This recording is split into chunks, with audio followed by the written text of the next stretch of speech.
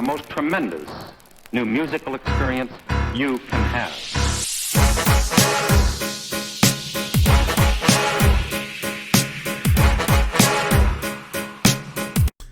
Alright, what's up y'all? It's Logan, and I'm here hitting you up with this video that will be my podcast for the week of December 6th, 2019.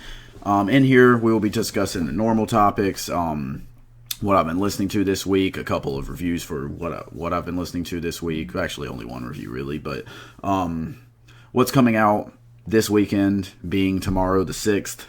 And then also just a little discussion topic at the end, not really as focused as normal, but nonetheless, we will discuss slightly. This will be a more short video compared to normal. All that being said, let's go ahead and get into it. First off, I want to say that I hope all of y'all had a great Thanksgiving. As you know, I pretty much took the week off last week because of that. Appreciate y'all sticking with me through that, but I hope y'all had a great one if you do celebrate that, and I hope you're looking forward to the holidays. You know, Merry Christmas to those of you who celebrate that as well. It's coming up.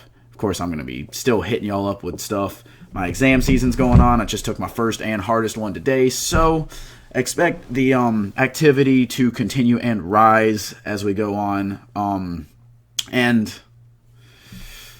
Well, let's just say we'll see how my Wi-Fi works out whenever I move back home for Christmas break. Hopefully it does not break down on me. All right.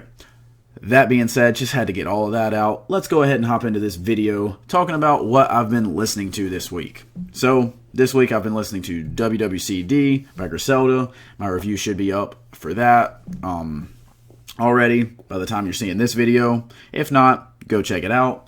I've also been listening to The Gift by 116. 116, of course, being the the Reach Records crew, Lecrae, Galvey, What Up RG, KB, Andy Mineo, all of them, of course.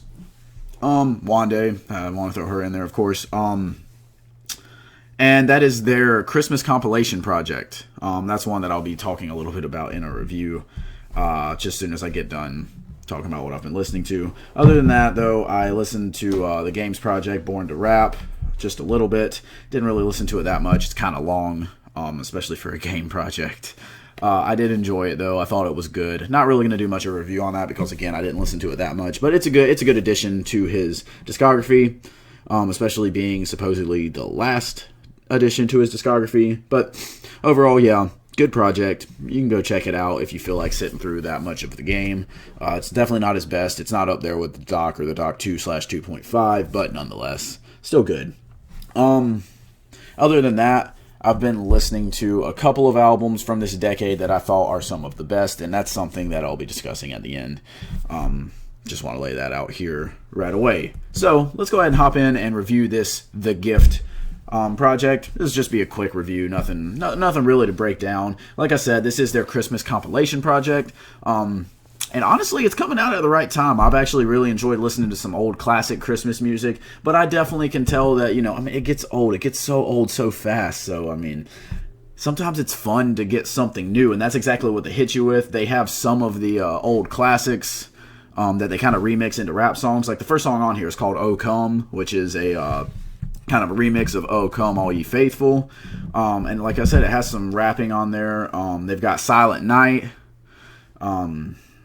They got a remix of that. "All Is Bright." "Noel," as in the first Noel. "We Three Kings."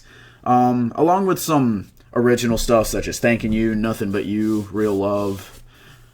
Honestly, all of these songs are absolute. I really enjoy every single track on this project, and it hits you with that Christmas feeling, but at the same time, it has that current modern day rap feeling with artists like What Up RG having some sing-songy flows. Lecrae hitting you with some bars. Same thing with Tadashi on "Oh Come." Andy Mineo has some good bars on "Nothing But You." I really enjoyed that, and then also some lesser-known artists are hitting us with some good lines and good singing as well. Like I said, it really does a great job of mixing that current modern day rap feel with the Christmas music feel, and it just mixes it up, puts it in a beautiful little package, wrapped up perfectly, sitting there for you under the Christmas tree.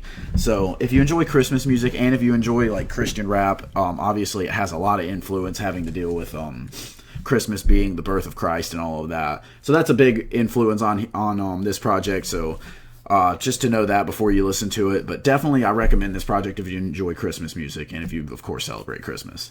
That being said, let's go ahead and hop into this, talking about what I'll be listening to this week.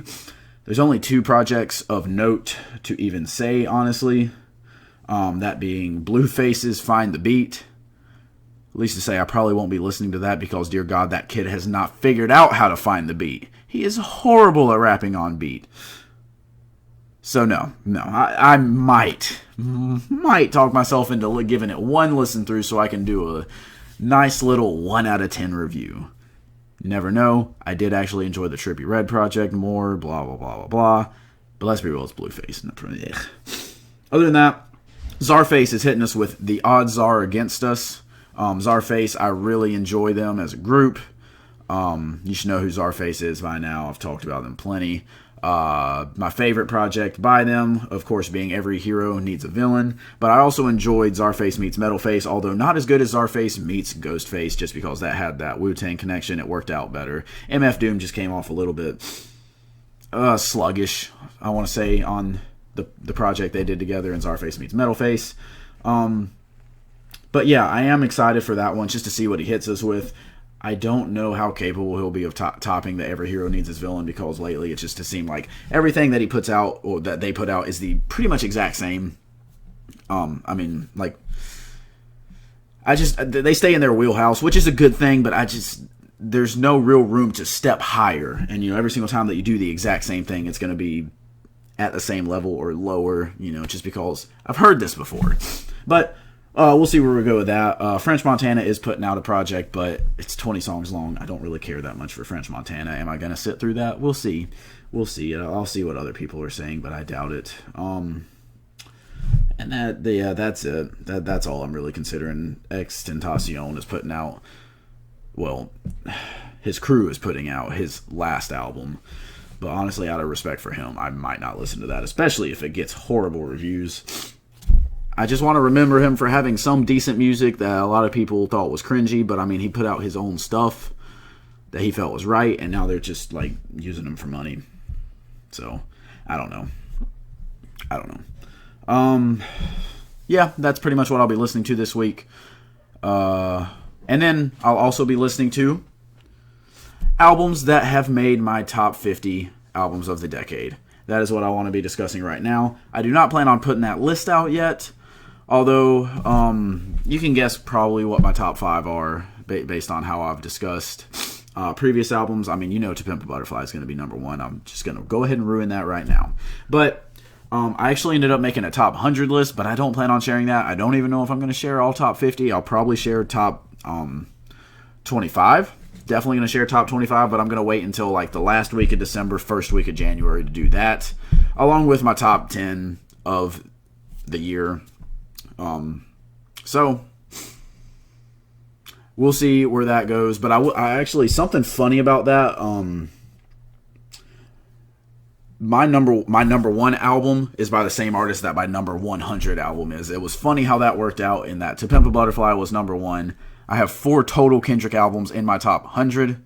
No, Untitled Unmastered didn't make it. No, Black Panther didn't make it. I didn't really consider Black Panther for it. And then Untitled Unmastered was... I'm not the biggest fan of that one, let's say that. But Overly Dedicated, number 100. I just thought that was funny. Funny to point out there. Also, Spotify Wrapped just put out their 2019 Wrapped.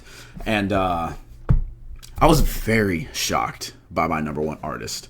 A lot of you would guess, oh yeah, it's Kanye. Oh yeah, it's Kendrick. No, actually, I have a lot of their music just personally downloaded to my phone. I don't listen to them on Spotify as much. So my number 1 artist ends up being Drake. Very surprised by that, honestly. I would have expected it to be someone totally different.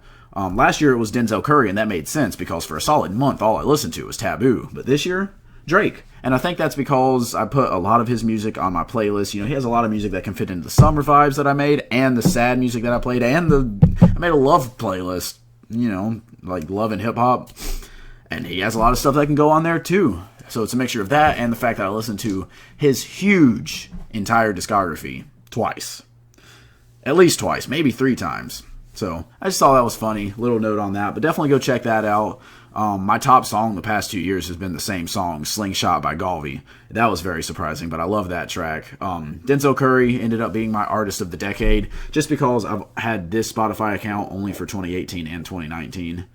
I think I had it at the end of 2017 maybe, but I didn't even do Wrapped. So,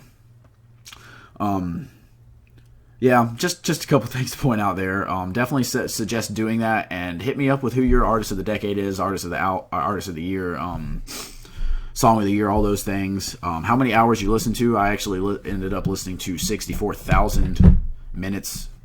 Is it minute? Yeah, minutes of music this year, which I thought was pretty solid. I've seen some people with close to 80, 90,000. That's pretty crazy. I'm going to see if I can't bump my numbers up to that next year, though. We'll see what I can do.